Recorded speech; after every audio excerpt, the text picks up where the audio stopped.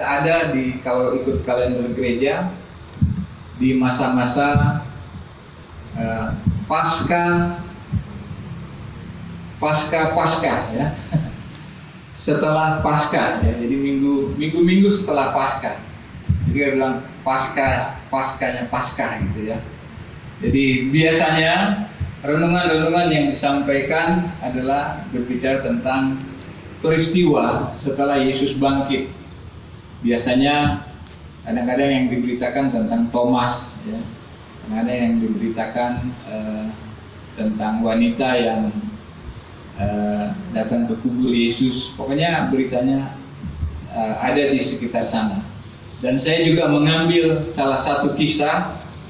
Ya, ini agak cukup panjang pembacaannya karena ayat 13 sampai 35 di dalam Lukas 24 dengan judul perikop Yesus menampakkan diri di jalan ke Emmaus.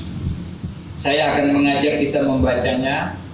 Nah, kita perlu untuk membacanya untuk mendapatkan pemahaman secara utuh di dalam kisah ini. Pecahkan roti. Demikian jauh pembacaan firman Tuhan. Kita yang berbahagia, firman Tuhan katakan apabila kita terus merenungkan Taurat Tuhan itu siang dan malam dan melakukannya di dalam kehidupan kita hari lepas hari. Haleluya. Jadi kisah tentang dua murid, salah satu namanya Kleopas, yang di dalam perjalanan ke Emmaus. Kalau kita belum memahami sebelum teks-teks sebelumnya, maka penampilan Yesus secara fisik di hadapan mereka pasti kenal. Orang biasa tiap hari sama-sama kok.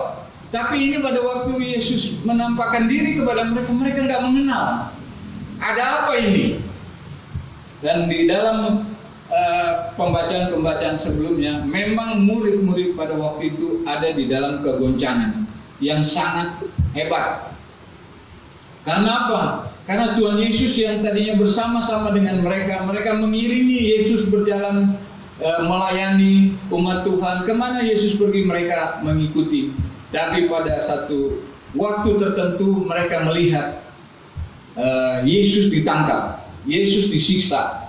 Lalu Yesus disalibkan sampai Yesus mengalami kematian. Ini adalah suatu kegoncangan besar, kegoncangan yang membuat orang mungkin ada di dalam ketakutan, ada di dalam stres, ada di dalam kekecewaan. Pokoknya nano-nano semuanya ada di dalam diri mereka, sehingga kehadiran Yesus di hadapan mereka sampai-sampai mereka tidak kenal. Ini masalahnya, saudara yang kekasih. Ada sesuatu yang menghalangi mata mereka sehingga mereka tidak dapat mengenal Dia. Apa yang menghalangi mata mereka? Masalah mereka. Apa yang menghalangi mata mereka? Pergumulan mereka. Apa yang menghalangi mata mereka? Ketakutan mereka, stres mereka. Itulah yang terjadi pada waktu itu. Sehingga kehadiran Tuhan secara fisik tidak mereka kenal. Ini udah stres tingkat berat ini. Muka mereka katanya muram. Jadi ini di mana suatu titik terendah daripada murid-murid sehingga kedatangan Yesus di hadapan mereka tidak kenal lagi. Keguncangan ini membuat mereka sama sekali sulit untuk mengenal Yesus yang sudah tampil di hadapan mereka. Usut punya usut, kekecewaan mereka. Kalau ini dari ayat 16 sampai dengan sampai mereka mengenal Yesus adalah sampai ayat 31. Berarti ada banyak ayat yang dilewati. Pada waktu mereka bersama-sama dengan Tuhan Yesus, mereka tidak kenal Yesus. Nah, saudara yang dikasih, sebagai orang-orang percaya, apa yang Tuhan inginkan terjadi di dalam kehidupan umatnya adalah bahwa kita ini orang-orang percaya harus dapat mengenal Tuhan dengan benar. Karena kalau kita tidak bisa mengenal Tuhan dengan benar sesuai dengan apa yang Tuhan inginkan, maka begitu ada badai, gelombang, masalah, pergumulan, kita tidak akan mengenal Dia. Orang-orang yang tahu siapa Tuhan adalah orang-orang yang menghadapi masalah atau pergumulan dengan tetap memandang hanya kepada Tuhan saja, bukan kepada masalahnya. Tapi inilah saya katakan titik terendah daripada murid-murid Tuhan pada waktu itu. Ternyata mereka belum mengenal Yesus secara benar. Memang Tuhan Yesus tidak mempermasalahkan mereka tidak mengenal Yesus secara fisik. Tetapi Tuhan berharap bahwa mereka benar-benar mengenal Tuhan secara benar. Dan akhirnya setelah Yesus menjelaskan kepada mereka, tadinya kan mereka bilang Yesus itu adalah seorang nabi, Yesus itu nanti akan menjadi penyelamat umat Israel, membebaskan mereka dari penjajahan tentara Romawi. Macam-macam pengenalan mereka kepada Yesus, tapi mereka tidak sungguh-sungguh mengenal siapakah Yesus yang sebenarnya. Padahal pada waktu terjadi angin ribut, mereka ada di atas perahu yang diombang-ambingkan, mereka dalam ketakutan, mereka katakan kita akan tenggelam. Tetapi pada waktu Yesus menghardik angin dan ombak, kemudian menjadi tenang, murid-murid berlutut menyembah Dia dan percaya bahwa Dia adalah Tuhan. Tapi rupanya ujian berikutnya membuat mereka juga fokusnya bukan kepada Tuhan, tetapi kepada masalah yang mereka hadapi pada saat itu. Sehingga pada waktu Yesus datang kepada mereka, mereka menganggap Yesus sebagai orang biasa saja. Bahkan mereka menganggap Yesus kepo, ya, nggak tahu apa yang sebenarnya terjadi pada waktu itu. Kegemparan yang terjadi, mereka anggap Yesus nggak tahu. Padahal Yesus yang paling tahu. Yesus yang paling tahu kejadian yang sesungguhnya. Apa yang membuat murid-murid ini mengalami keguncangan sampai berapa yang dikasih berita tentang kebangkitan Yesus cuma membuat mereka terkejut saja, tapi tidak membuat mereka malah semakin percaya. Tidak, mereka cuma terkejut saja bahwa ada malaikat, bahwa dia malaikat berbicara kepada dua murid, kepada perempuan-perempuan. Tetapi mereka, kan Yesus sudah jelaskan pada waktu bersama-sama dengan dia. Kalau kita teliti di Alkitab, Yesus sampai 3 kali menyampaikan kepada mereka bahwa Mesias akan mengalami penderitaan, Mesias akan disalibkan, Mesias akan bangkit pada hari yang ketiga. Itu sudah dikasih tahu oleh Tuhan Yesus. Tetapi karena pengenalan mereka belumlah lengkap, kalau menurut saya belum benar-benar, ya. Mungkin pada waktu ibadah, ya, murid-murid pada waktu Yesus lagi pelayanan ibadah, mungkin mereka ngobrol kali, ya, waktu ibadah. Ada banyak orang kan kalau ibadah ngobrol, ya, ngobrol, mungkin lihat-lihat Facebook atau apa, sehingga begitu pulang gereja tanya, tadi firmannya tentang apa? Oh, lupa. Cuman pendetanya lucu katanya. Pendetanya lucu, pendetanya pintar nyanyi atau apalah gitu, ya. Tapi firman Tuhannya lupa begitu. Nah, itulah yang terjadi. Mungkin mereka nggak fokus pada waktu Yesus memberitakan bahwa Mesias akan menderita, akan ditangkap, akan disalibkan, akan mati pada hari yang ketiga bangkit. Tapi mereka mungkin tidak memperhatikan, sehingga pada waktu peristiwa itu terjadi, mereka mengalami keguncangan karena mereka tadinya kami ingin begini, tadinya kami ingin dia seperti ini, kan begitu, ya. Kadang-kadang orang kecewa kan gereja. Tadinya saya doa-doa, ya, tapi kenapa doa-doa saya nggak dijawab? Kenapa sakit saya nggak sembuh? Kenapa masalah saya nggak kelar? Padahal orang itu tidak mengenal Tuhan dengan benar, sehingga tidak ada pengharapan sedikit pun di dalam hatinya. Kalau orang sudah salah kenal, maka akan salah persepsi. Akhirnya Tuhan harus menjelaskan lagi kepada mereka. Tuhan sebelum menjelaskan, Tuhan tegur mereka. Di dalam ayat yang ke-25, Yesus berkata kepada mereka, "Hai kamu orang bodoh, betapa lambannya hatimu sehingga kamu tidak percaya segala sesuatu." Nah, ketahuan yang telah dikatakan para nabi. Maksudnya apa yang dikasih? Apa yang dikatakan para nabi? Apa yang contoh Yesaya gitu, ya. Yesaya kan memberitakan Immanuel, ya. Yesaya memberitakan hamba Tuhan yang menderita. Itu kan sudah dijelaskan di dalam kitab para nabi. Yesus kembali harus menjelaskan kepada mereka. Di dalam Alkitab kalau dibilang orang bodoh, itu bukan berarti orang sekarang bilang nggak ada kemampuan untuk berprestasi atau nggak ada kemampuan untuk gampang dibohongin dan lain sebagainya. Tidak. Yesus menegur mereka, mengatakan mereka bodoh karena mereka lamban hatinya, lamban untuk percaya. Padahal sudah dikasih tahu, orang Nadiban sudah kasih tahu, pura-pura tahu atau tidak nyimak begitu. Akhirnya harus ditegur oleh Tuhan sendiri. Tapi teguran Tuhan adalah teguran yang bertanggung jawab. Setelah Tuhan menegur mereka, Tuhan kembali menjelaskan kepada mereka.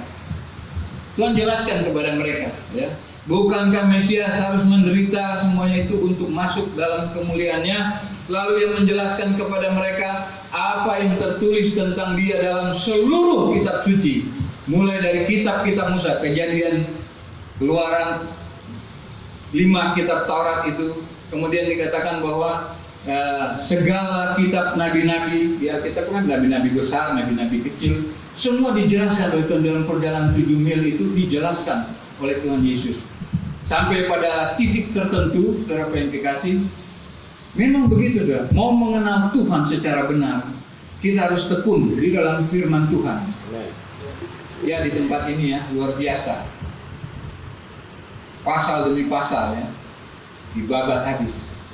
Sampai so katam ulang lagi. Kenapa? Kita memang harus tahu firman Tuhan. Kita memang harus tahu kitab suci. Kita memang harus belajar dan belajar. Dengan hikmat kita belajar.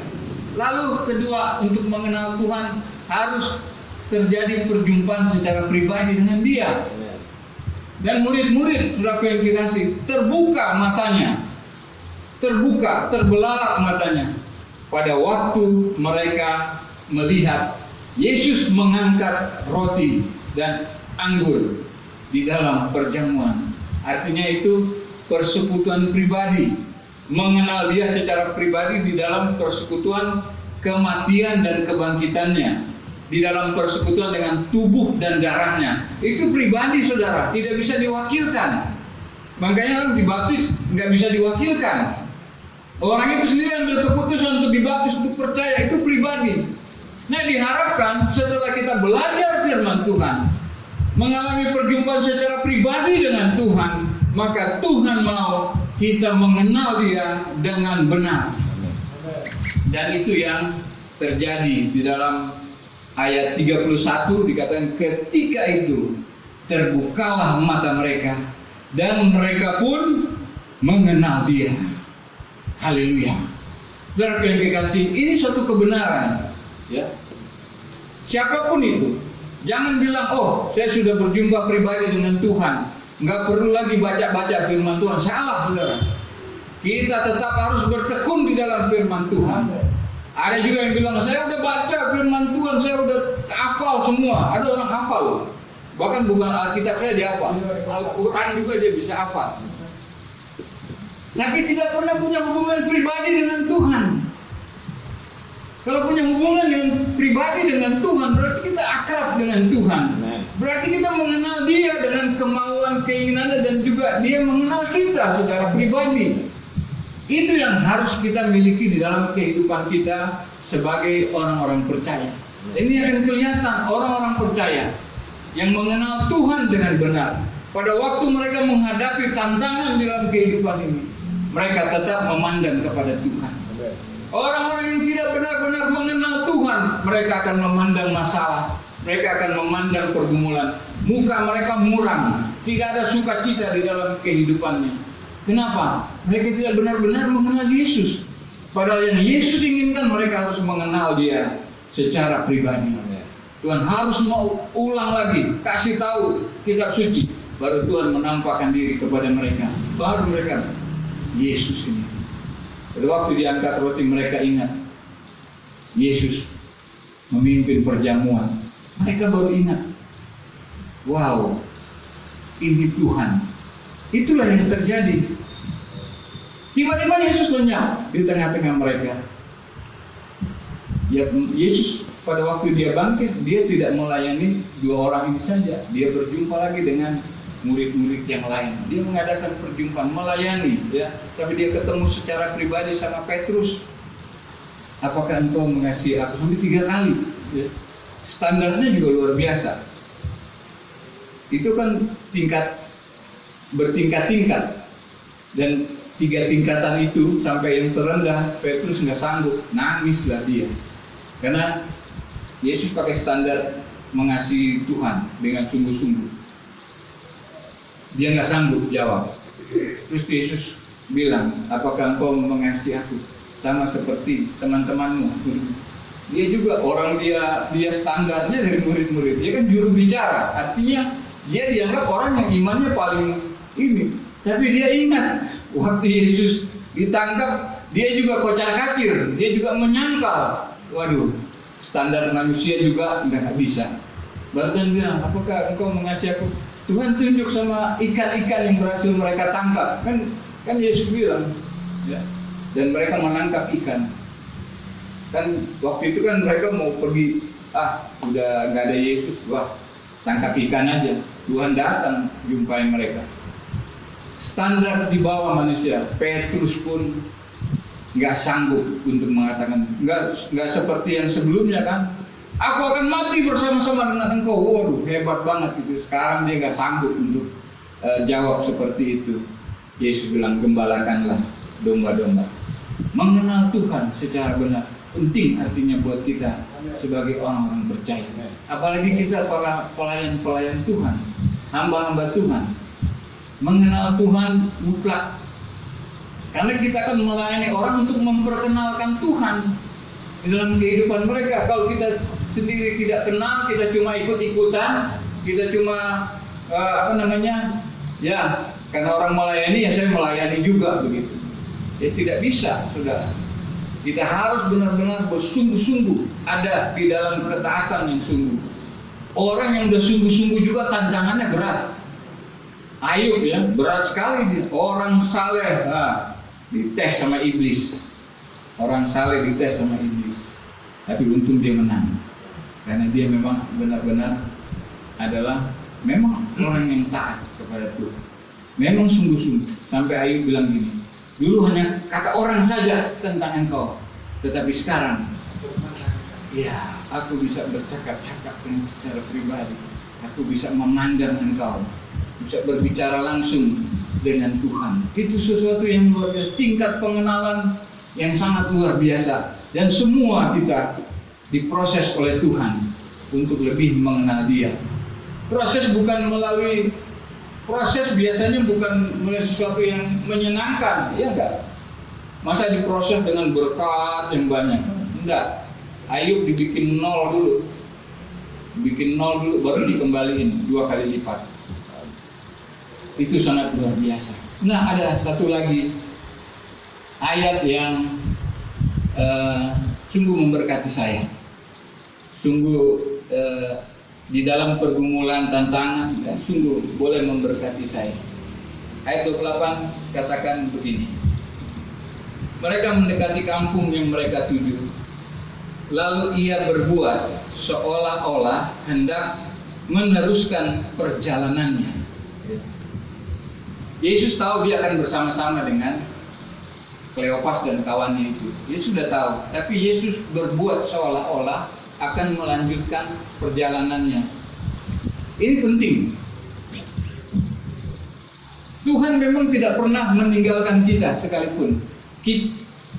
Murid-murid ini atau kita yang mengalami masalah yang tidak benar-benar mengenal Tuhan, tidak menyadari bahwa Tuhan selalu ada bersama-sama dengan kita. Amin, saudara. Pada waktu kita mengaku percaya kepada Dia, Dia ada bersama-sama dengan kita. Dan Dia katakan Dia sekali-kali tidak akan pernah meninggalkan kita. Amin. Cuma memang karena ada masalah dan pergumulan, kadang-kadang kita tidak menyadari kehadiran Tuhan. Bahkan kita kadang-kadang merasa Tuhan jauh dari kita. Tuhan telah meninggalkan kita, padahal pada waktu Tuhan bilang Dia sekali-kali tidak akan pernah meninggalkan kita. Dia tidak pernah melanggar kata-katanya sendiri. Kalau manusia ya bisa melanggar, tapi Tuhan tidak pernah melanggar kata-katanya sendiri. Karena setiap perkataan yang keluar dari mulutnya itu adalah hukum. Artinya Dia akan tetap menjalani setiap perkataan. Maka Tuhan tidak banyak berbicara, tapi begitu keluar dari mulutnya itu menjadi hukum. Baik untuk Dia, baik untuk Yesus maupun untuk umatnya. itu harus dipegang. Dia tidak pernah meninggalkan kita. Memang karena, nah saudara yang kasih, di dalam kehidupan kita, Tuhan kadang-kadang memberi ruang kepada kita yang sedang bergumul, yang sedang mengalami masalah, tantangan. Tuhan beri ruang kepada kita. Apakah kita mencari Dia? Apakah kita mengundang Dia atau tidak? Kadang-kadang kan kalau kita orang muda, kita akan disadarkan bahwa kita butuh Tuhan untuk menyelesaikan masalah ini. Tapi kadang-kadang kita mungkin kecewa kepada Tuhan.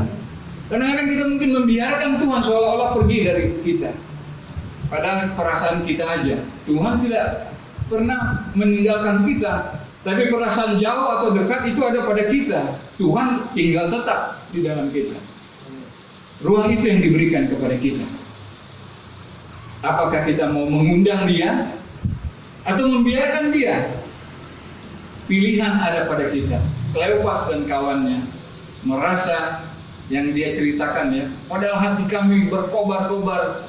Wah, ini Tuhan. Mulai pelan-pelan mulai mengenal Yesus. Pada waktu Yesus menjelaskan, nanti lengkapnya pada waktu mereka mengadakan perjamuan. Nah, ayat ini sungguh memberkati saya. Ayat 29. Tetapi mereka sangat mendesaknya, katanya. Tinggallah bersama-sama dengan kami, sebab hari telah menjelang malam dan matahari hampir terbenam. Wow, ini suatu perkataan iman yang meminta Tuhan tinggal dengan kita, mengundang Tuhan tinggal bersama-sama dengan kita. Ada satu lagu, namanya lagu ya mungkin Pak Bram juga tahu, Pak Roni juga mungkin tahu. Ini lagu lama sekali, Tinggal Sertaku, Kawan yang Kudus. Itu lagu lama ya. Lagu ini biasanya kalau ibadah mau selesai, lagu itu yang dinyanyikan. Tinggal sertaku, kawan yang kudus. Wah, udah mau selesai. Ada tuh kan anak pemuda-pemuda biasanya nongkrong dulu, ngerokok dulu ya. Cak bawa safar lama, mereka tunggu di luar. Tapi begitu tinggal sertaku, sudah mulai tutup. Buru-buru masuk ya. Karena habis doa berkat, kukis keluar, kue keluar. Tapi sebenarnya lagu itu ditulis berdasarkan ayat ini. Lagu Tinggal Sertaku ini meminta Tuhan tinggal bersama-sama dan tidak meninggalkan kita. Itu lagunya akhirnya dari ayat ini. Bukan lagu untuk tutup ibadah, tapi lagu yang maknanya sangat luar biasa. Ini lagu ditulis tahun 1800-an. Yang menulis, ini saya catat namanya Henry Francis Lyte, tahun 1847. Lyte itu punya sahabat masa mudanya ya, di sekitar umur 20. Nah, temannya itu sakit tahun 1800, kena sakit, kadang-kadang belum ada obatnya. Kemudian kalau tergeletak sudah selesai itu. Obatnya susah ditemukan. Tahun 1800 belum ada, farmasi belum maju sama sekali. Begitu temannya sekarat, temannya bilang begitu. Tinggal sertaku. Ayat ini yang dilihat. Ya. Abide with me, Lord. Abide with me, Lord. Kan dia dengar-dengar temannya. Sudah nggak bisa diajak ngomong, sudah sekarat, tapi dari mulutnya keluar. Abide with me, Lord. Tinggallah bersama dengan aku, Tuhan. Sampai temannya itu meninggal. Kata-kata ini terngiang-ngiang di dalam dirinya. Pada waktu dia berumur 54 tahun, dia kena TBC. TBC belum ada obatnya dulu, Om Roni. Ya. Om Roni katanya pernah kena, ya. Tapi sembuh total dengan minyak jempol. Oh ya, luar biasa. Tapi dulu belum ada jempol. Iya. Jadi begitu kena dia udah tahu. Ini udah mau ketemu Tuhan ini. Karena belum ada obatnya dulu. Penyakit paru-paru belum ada obatnya dulu. Akhirnya dia tulis lagu ini. Tapi ini yang dia tulis.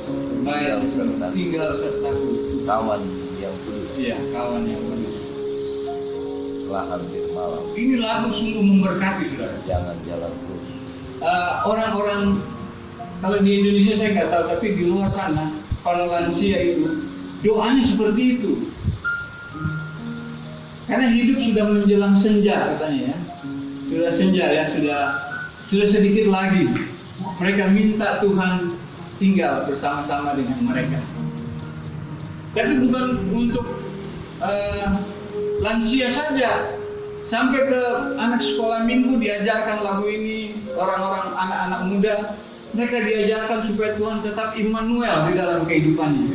Karena kehidupan ini akan bermakna, akan menjadi berkat bila Tuhan tinggal bersama-sama dengan kita. Ini lagu luar biasa. Saya ajak kita nyanyi ya, lagu ini ya. Tinggal sertaku, hari telah senja. Haleluya. Tinggal sertaku, hari telah senja. Gelap makin turun, gelap makin turun. Tuhan tinggallah, Tuhan tinggallah. Lain pertolongan tiada kutemu, lain pertolongan tiada. Maha penolong tinggal sertaku, Maha penolong tinggal sertaku. Baik, ketiga, aku perlukan dikau tiap jam. Aku perlukan dikau tiap dalam cobaan, kaulah ku pegang. Dalam cobaan, kaulah ku pegang. Siapa penuntun yang setaramu? Siapa penuntun yang setaramu? Siang dan malam tinggal sertaku, siang dan malam tinggal sertaku. Saudara yang kekasih, inilah kebenaran di dalam renungan kita pada sore ini. Inilah kebenarannya, bahwa memang kita benar-benar harus mengenal Tuhan dengan benar. Amin.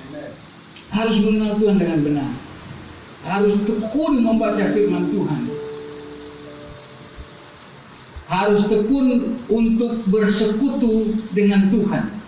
Ada di dalam persekutuan umat Tuhan, supaya kita semakin mengenal Dia lewat kitab suci. Kalau zaman murid-murid pada waktu itu Tuhan masih hadir di tengah-tengah mereka. Tapi di zaman sekarang, saudara yang kekasih, zaman kasih karunia Roh Kudus ada di dalam kita. Roh Kuduslah yang akan menerangkan pada waktu kita membaca kitab suci ini. Maka kita akan semakin mengenal Dia. Kita juga harus terus-menerus mengingat akan pengorbanan Kristus, akan kematian dan kebangkitannya. Harus kita pegang di dalam kehidupan kita. Karena dari Januari sampai Desember yang diberitakan itu adalah salib Kristus. Salib melambangkan kematian dan kebangkitan Tuhan. Kita tidak boleh jauh-jauh dari salib. Kita harus terus merenungkan salib Kristus, penderitaan, kematian dan kebangkitannya harus ada di dalam diri kita. Tadi nenek bilang ya, perjamuan tadi. Itu untuk terus mengingatkan kita. Kalau kita tidak berusaha mengingat pengorbanan Kristus, kematian dan kebangkitannya, kita pasti akan melupakan itu. Makanya kita terus dipersekutukan dengan perjamuan kudus. Ada gereja tiap bulan mengadakan perjamuan, ya. Ada yang ikut kalender, Protestan biasa ikut kalender itu.